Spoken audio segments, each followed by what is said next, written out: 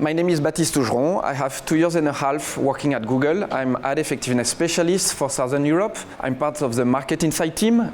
We are here to find insight about consumers and media effectiveness for our clients. Before that, I've been working at Havas Media, IPG Media Brands, Unilever, Nielsen. I have close to 15 years of experience in market research. And behind the professional, I'm also a human being. So it's always good to present who I am as a person and not just as a Googler. So I have 2 kids, 7 years old, 3 years old. I'm married to a Colombian wife. We love to travel. You can see here a picture of the Como Lake 2 years ago. I really like Italia, so I'm happy to be here. I like premium coffee, I like surfing, I like beer. I craft my own beer. I like rugby. And I like to cook a lot. But I'm also very interested in the disability topic.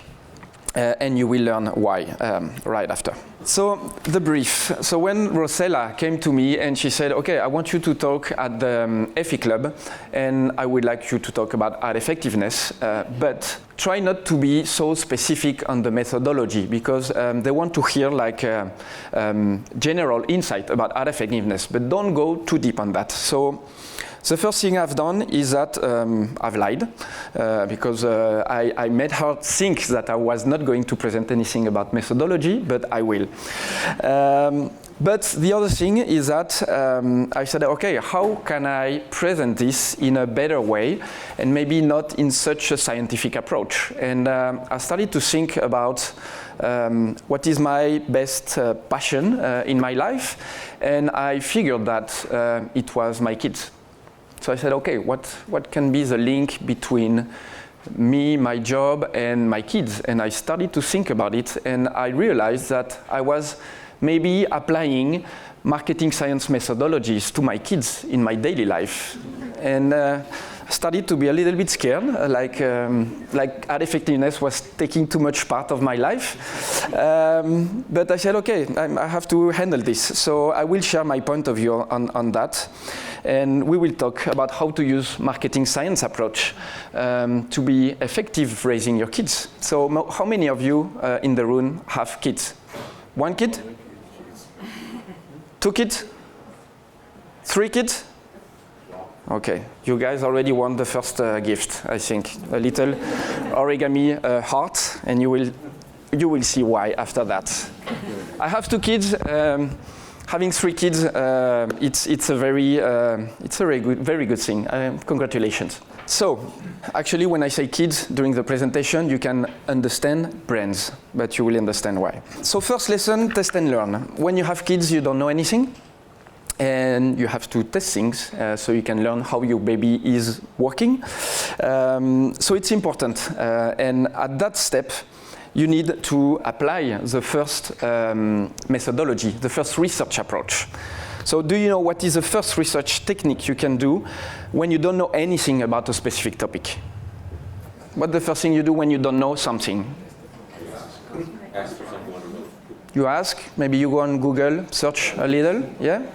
So you search on Google, but you also do like we call desk research officially. So it's about buying book, learning things, trying to understand what you have to do. I really advise you to buy the first one, really interesting to understand the French culture, raising kids, amazing book. For the one who are expecting baby or thinking about it, it's a really cool one. But my point here is that the same as for your brand, when you are a brand manager and you are in charge of a new brand, or when you work in a media agency and you change clients, you need to gather information and you need to understand what happens before. You need to understand the market. You ask some people around you if they know how the work of the brand is working or reacting. And it is very important. And that's the same when you have kids. Everybody is starting to give you some advice. Your friends, your family, the butcher, some people you don't know in the street, and actually you will be quite amazed how many people try to give you some advice even if you don't know them. They will start to say, oh, you know, it's too cold, you shouldn't go out with your kids. And I'm like, that's my kids, I do whatever I want with my kids. So my advice here, same for brands as for babies, is that you have to listen to them and then you have to forget it. because you need to learn on your own. You need to have your proper test and learn process to really understand what's working and what's not with your baby or with your brands. So that's really important. And then when you start to realize that, you need some KPIs. KPIs could be a lot of different things. And for your brand, you'll try to first understand the brand awareness, maybe. You'll see how many people are checking your website. You watch Google Analytics or Google Trends to understand if your brand is somehow appealing. And that's similar for kids. You need some KPIs, and the main two KPIs are eating and sleeping at the beginning. Maybe another KPI is survive, but that one applies for the dad, not for the babies, because it's a very special moment to live. So only two KPIs, and you want to understand what is actually impacting those KPIs, and you want to start to learn why is he eating or not, and why is or she sleeping or not. So that's important to apply the second methodology, the second resource methodology. So what is the most used approach to test impact of an action and measure its incrementality on a specific KPIs? Thank you, man. You have a heart. Deserve it. Sorry. Thank you very much. So it's A/B testing. Yes, A/B testing, or we can call it baby testing. That's the only joke I will do on methodology. How does that work? So you want to make him or her eat. And you have this daily routine, right? Because you are at home, you are in a safe environment, you are here every day to give him lunch. And so you have specific things you try to put in order, like always the same plate, always the same glass, give him some juice, maybe put some music. Sometimes it helps a little bit to make the moment smoother. A nice food, pasta, obviously. And you watch if it's working or not. So A/B testing is about adding one variable to that environment to really understand if that variable is making a difference. So the day after, you do exactly the same thing, but you add something else. You promise a chocolate dessert, for example. And you will see the impact on the feeding process, and it will be much more easier. It doesn't mean you have to give chocolate yogurt every day, not good for his or her health. But it means that you really understand the impact it could have on your baby and on its behaviors. And that's really something you can actually apply to your brands, and we try to apply it every day at Google. So, as I told you, if you think I was going to talk about baby all the presentation, you were obviously wrong. I will talk to you about Google Ads also. So what we do at Google, we're partnering with external partners like Nielsen or IRI or IQVIA. There are many of them in the market. And we don't really do A/B testing on persons, but we do it on geographics. That allows us not to be dependent on the cookies or not to know the persona we try to target, but we target specific areas. So you split your country in very specific areas that you can compare properly. It means that you really understand in each area how many shops are there, what are the size, what is the trend of the brand you try to measure, and the trend of the category. So you make sure that you have 3 areas that are fully comparable. And then on each area, you test a scenario, and a very simple scenario, so that you can really understand what is having a positive impact or not on the sales of that area. So for example, here, 3 scenarios: no YouTube, a little bit of YouTube, and a lot of YouTube. And then after a while, after your campaign happens, you try to understand the impact on sales. So that's an example. No YouTube 0, a little YouTube 2.5, a lot of YouTube 4.7. Hopefully that's the reality. And that's the kind of output you try to have. Obviously, we also have concrete examples for the Italian market. So we've done 2 in the past for Italy, and a couple of more in Spain and in France. We've done it with Nielsen. They have a methodology that is called match panel analysis. And we had very good results regarding YouTube. For Parmalat, 2.9 of incremental sales, Sensodyne, 3.4 incremental sales. So very positive and very good for us to start to understand that actually when you have a very comparable environment and you push a little bit of YouTube in one specific area, it does work and it does have an impact on sales. But then, as you can see in the title, we are not revealing the amount of spending because our clients want to keep also some confidentiality, and we respect that. But you can see that the results are quite different. Why is that? It's because YouTube is not only about spends, it's also about format, about targeting, about frequency, and about creative. It means that if you do all those pillars well, and reach was obviously related to the previous slide, if you do that well, you should have a very good campaign and a very effective campaign. And that's why also we have so many differences in the kind of results we have, because sometimes the targeting is not the best one, sometimes the ad format is not the best. But we use GeoExperiment to test each one of those pillars and to help our clients to have the best strategy for YouTube. But when you have a baby, life is not so easy. And you start to understand that your KPIs are actually highly correlated. And they work all together, and it's not so easy to do A/B testing and to understand what works and what doesn't, because then they are all related. So sometimes it works, sometimes it doesn't. And you don't really understand why. It means also that there are other factors you have to take into account. So GeoExperiment is good. We can do better. That's where you go to attribution. So now, your baby has grown, you were able to collect so many information at home, you understand a bit better how things work, and that's also the moment where you start Googling even more, because that's where you start to answer so many questions, and that's why I really like Google for that. So next question is, what is the best approach to properly understand attribution of your many actions on a specific objective? In the question, you can win an origami heart. No? No one wants a heart? It's digital attribution, I heard it. Define the object. Sorry?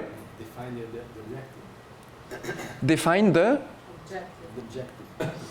objective, sales, conversion, web visit.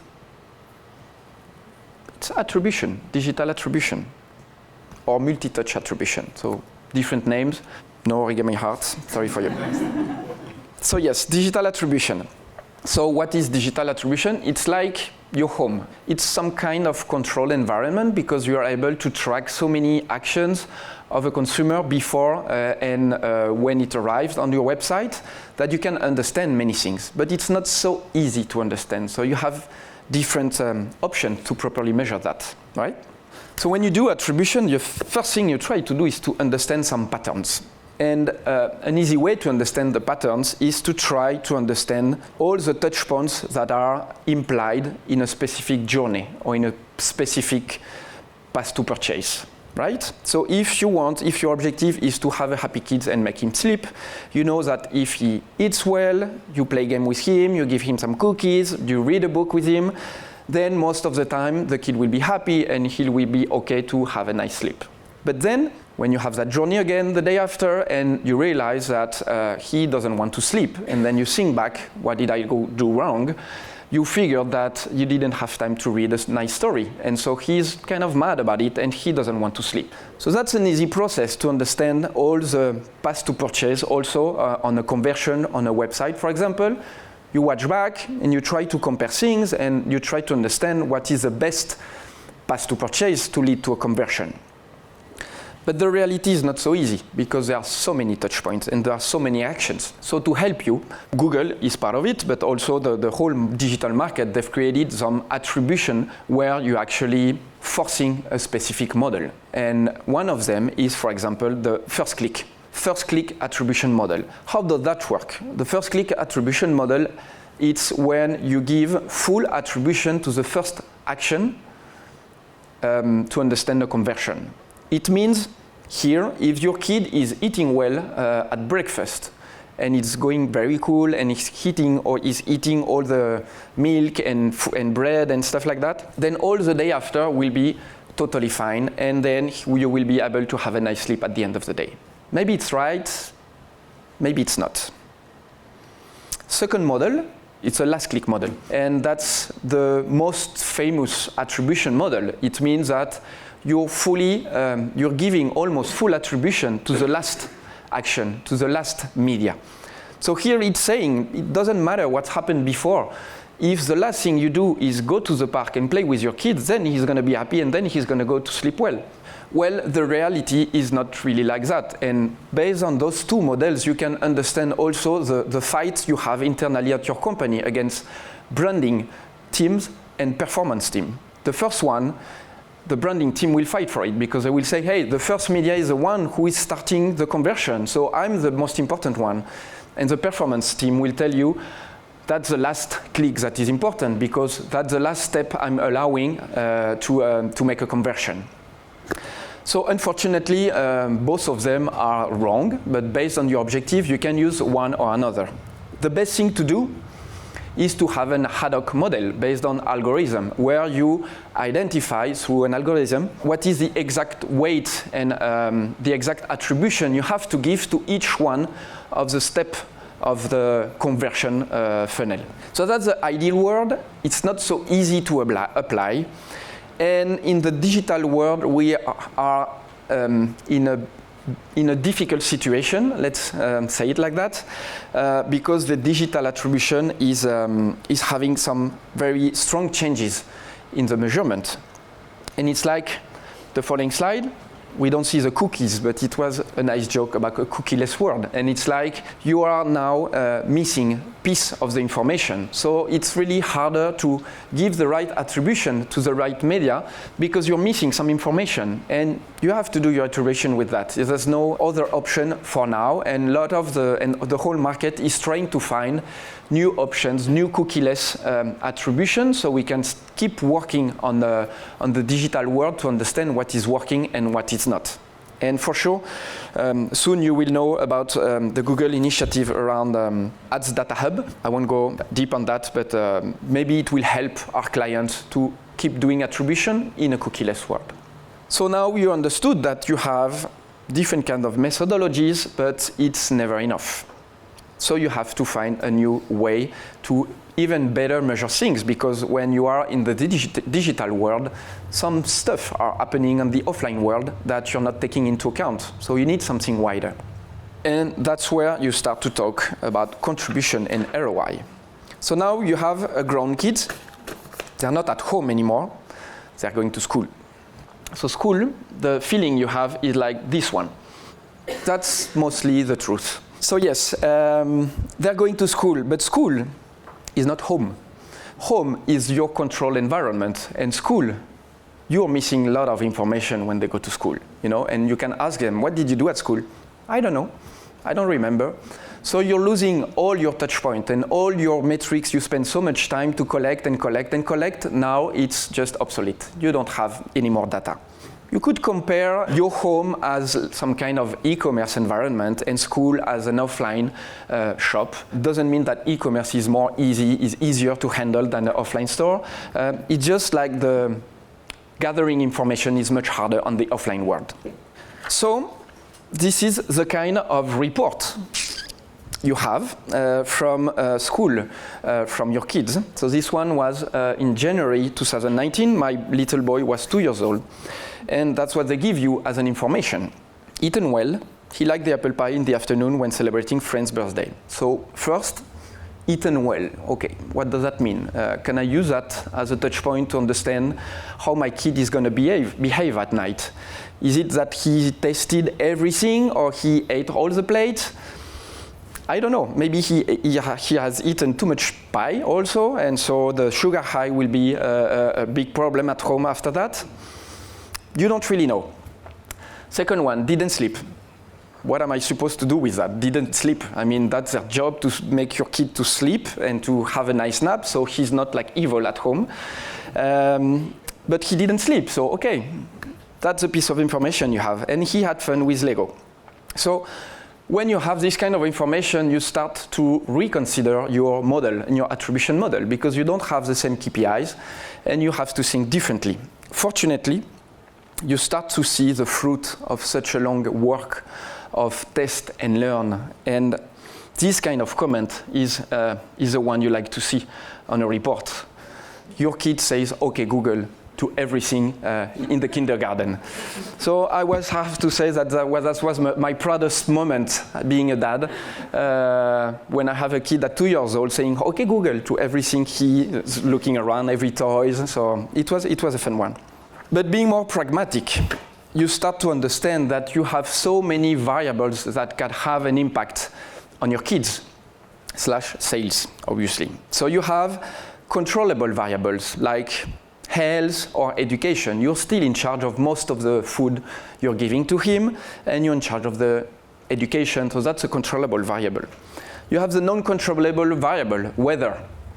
Try to stay with the kids for a week when it's raining, and you'll understand the impact it has on your kids and on you.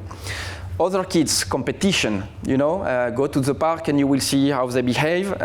It's an external variable you cannot control, but it happens and it does have an impact on your kids. Then you have the paid side. That's the stuff you can buy to have somehow a better behavior. Candies, toys, a tablet to see cartoons, to watch YouTube Kids. Yeah, maybe it will help. You have the own variable, very important one, could be your own emotions. It does have an impact on your kids and you can control it because it's yours. Think about it. And then you have the earned one. The earned, it's like what people tell about your kids. And that's a very hard one because it's almost impossible to control. You can try it, but it's very hard. So that's for kids, but how it is for brands, it is actually much more complex. And I've seen on the previous presentation, like you have like 4 or 5 touch points before you have a purchase. So that reflects also all the different touch points a marketer should take into account to have an effective strategy. Doesn't mean you use all of them, but you have to take them into account because they all have a direct or indirect impact on your KPIs, whether it's awareness, consideration, or sales. So it's a very complex world that you have to face, and sometimes you are facing also this kind of situation. Like you try to have a dashboard to understand all your KPIs, and when it goes to 0, it probably means that you're losing it and you don't understand actually all the variables you are including. So you need something simpler, and you need something that helps you to properly measure the impact of the variables on your business. Question: what is the holistic approach that is able to both measure impact of offline and online on your sales? You deserve it. So it's MMM, marketing mix model, or media mix model, or econometrico. That's how they call it also in Italy. I don't have fun jokes about MMM, but I can tell you what is not MMM. It's not this guy, and not those guys either. Sometimes when I talk to my parents, they some kind of don't understand what I do. I do MMM, and they think I work on a candy company. So when you do an MMM, what is important is that the objective of the MMM is a statistical approach. You take into account 2 or 3 years of data, of weekly data, all the ones that you are able to collect and that could have an impact on your business. And you try to measure statistically and isolate their impact on sales. Same for your kids. And the model is built based on a baseline. So the baseline for your kids is all the work, the hard work you've done on educating him. That's something you're not going to lose. That's the baseline. That's something that is part of him. For a brand, it could be awareness. It can be your point of sales. That's something you cannot lose. If tomorrow you stop doing marketing, you'll keep selling your products because you have point of sales, right? But then your baseline could be affected. It means that you need continuously to work on your baseline so you have incremental impact. So incremental impact, MMM is very good to measure and isolate this impact. It could be, so for kids, you can talk about going to Disney, travel, it have like very short-term impact, but it has an impact on your kids' behavior. For your brands, it's the same. You have media, you have price fluctuation, promotion, seasonality, competition, and etc. And an MMM is really helping you to understand contribution of all those variables on sales. And it's a very good way to understand then the return on investment, because for the paid variable, you can understand that you've put some money and how much you have back. Another thing that is very interesting with MMM is that you can use response curve. The response curve are helping you to understand when your media is saturating, when you're a parent, you have this parents' respect curve. You want to have respect from your kids. And you start to understand some nice ways to promote respect. You can test candies. Yeah, it does work. I mean, if you give candies and they respect, they say thank you, they're nice, like for 10 minutes. And then not anymore. So you try to give more and more, and you start to see that the effect is not increasing. So there's a saturation point. Same for watching cartoons. When you have a difficult kid, you put him in front of a nice cartoon. He will be quiet for a moment. But then he will ask for it all the time, and you will see the saturation curve is happening again, even with a negative impact, because addiction on cartoon is really strong on kids. You can test new things, new events, bring them to Disney. I mean, the respect for parents is so amazing. It's like a full day of respect, full weekend if you go to Disneyland. They're so happy. But again, that's not something you can do all the time, and there's a saturation point. So you have to keep testing new things. And the last one, you have some atypical behavior in terms of response curve with some kind of variables. And it happens with Santa Claus. With Santa Claus, it's really a powerful weapon, you know? When you say them, Santa Claus is not gonna bring any present to you, you have respect. But it only lasts November, December. So it's a very short-term period. So you've understood that all those actions are actually related also to media. And you could, thanks to MMM, you can do the same thing. You can understand when you are overspending, when you still have some margin to grow and still have a very positive impact and a positive ROI. So I will talk about specific case studies to give an interpretation of that. And we've done a nice case in partner with Samsung and GfK. We work with a lot of different external partners. And on Samsung, we've done an MMM on the seamless smartphones, on 3 different kind of smartphones, the premium, the middle, and the lower price. And the objective was to understand what works and what doesn't. So the first insight was to realize that first Google was only representing 4% of their investment. It does mean that they invest a lot on many different kind of other media. Okay. But the good thing for us is to see the contribution that Google Media had on their business. And we realized that the contribution versus total media contribution was 11%. So when you are 4% of share of voice, you would expect a minimum of 4% of contribution on sales. And here we're talking about 11%. So it was very positive for us to learn that. So once you know how much you spend and you know how much you receive, you are able to calculate ROI, so the return on investment. And for Samsung, it was very positive for us. We had a very positive insight for YouTube TrueView, a specific format, and also for brand search. Almost 3 times better than TV, and we can also highlight that the TV satellite was very powerful for Samsung. Always keep in mind that we're talking about 4% of investment on YouTube, and maybe much more for TV and offline products, so it's easier to be effective with a small budget than a very big budget, but it doesn't mean that there's no opportunity. Maybe you are over-investing on TV and you can switch part of it, maybe to satellite TV, to YouTube or to search, and you will have a more effective plan. So when you have those kind of insights with an MMM, you can actually do some simulation and understand what could be the impact on my sales if I had a different media mix. So that's what we've done. We won't reveal the secret sauce of Samsung and the real recommendation, but the big recommendation around online and offline allocation was to increase by 4 points the digital investment. And it was very interesting for our media, but interesting also for the rest of the digital media, to tell to Samsung that you can switch to 15% your digital investment and your business will have an increase of 1.6%. Could look quite small, but I assure you that for Samsung it does represent something. It does mean something to have 1.6 of additional sales. But MMM is cool, it's great, but it's a bit short-termist. It means that it helps you to fix maybe your next year's strategy, but it doesn't imply the long-term impact. And sometimes your branding media are affected by that. Like TV, also YouTube, you need to find how to reattribute value to the branding media. And that's a big question nowadays, because in the market, there's not a clear methodology to measure long-term impact.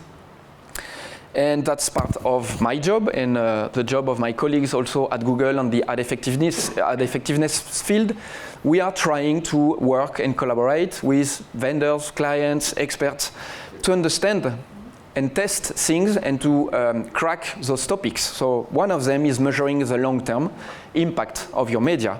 But others are also about how could we have golden rules about incrementality measurement, or how could we unify some methods? Because you've seen them all. You have to use on a daily basis geo-experiment, attribution, and MMM.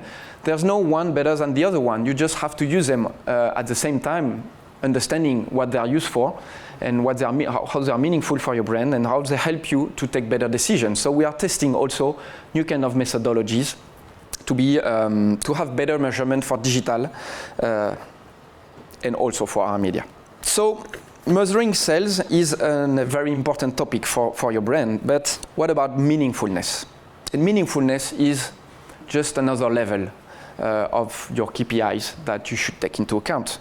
Raising kids, and going back to raising kids, there's this variable, love. I mean, how much love are you giving to your kids? How much is that having an impact on his future life, on him being an adult tomorrow, and how it's going to help you to have a good kid.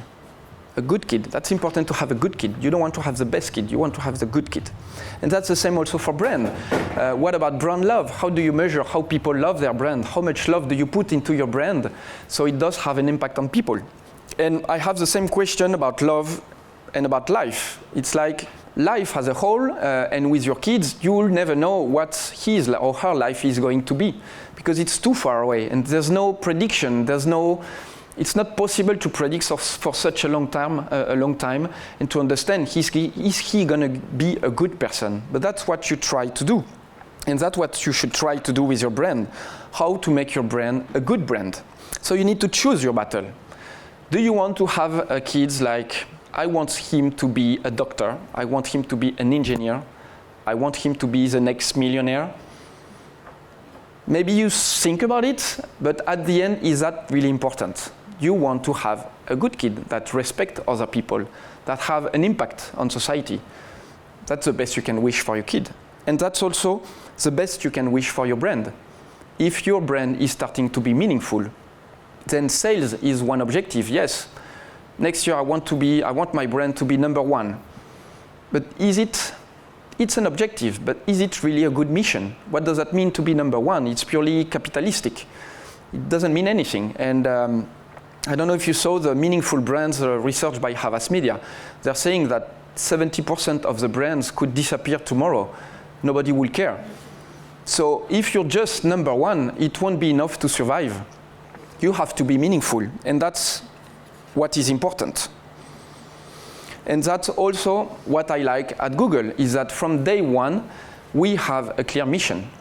Our mission is to organize the world's information and make it universally accessible and useful.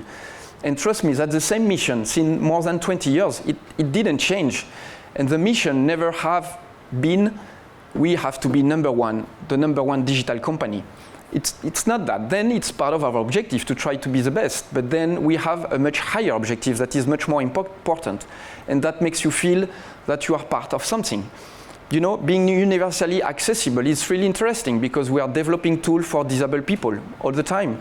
We're making Google Maps available for blind people. We are having those voiceover. We have the live caption, wasn't working here.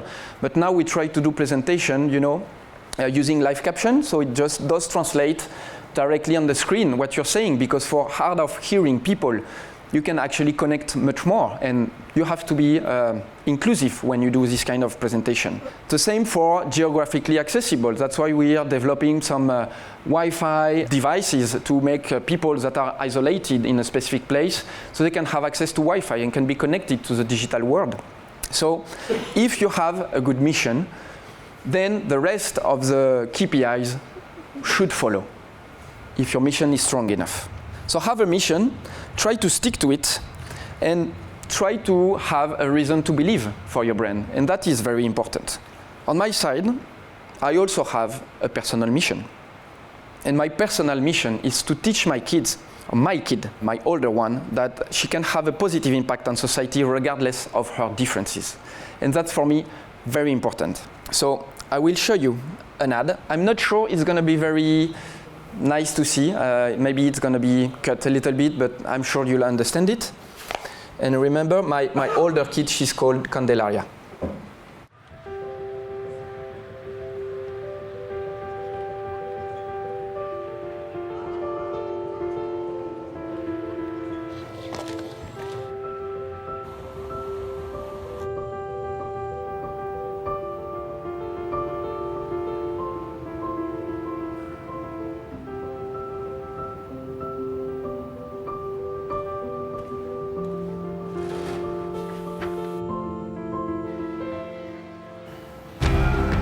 Hola Neymar, hoy te voy a enseñar a hacer este corazón en origami, pero atención, será muy complicado.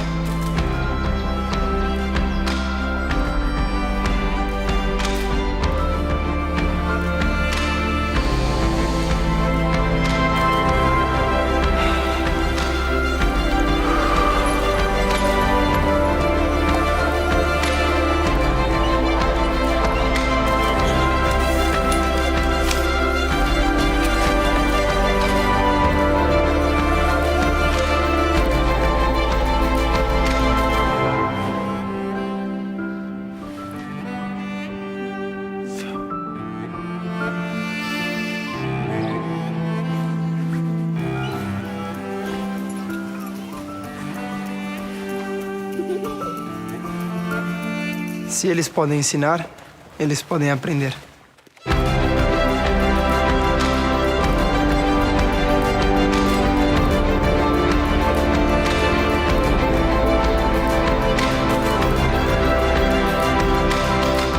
So actually my kid did teach to Neymar how to do a heart in origami. So my kid, so her name is Candelaria, she's born blind, she's 7 years old, and it has a lot of impact obviously in my life, but it also helped me to understand what is important. Is it more important to be number one or to be the best, or is it more important to try to be meaningful?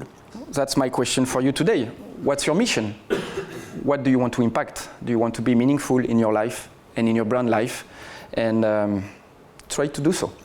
So wake up, kick ass, and repeat. Thank you.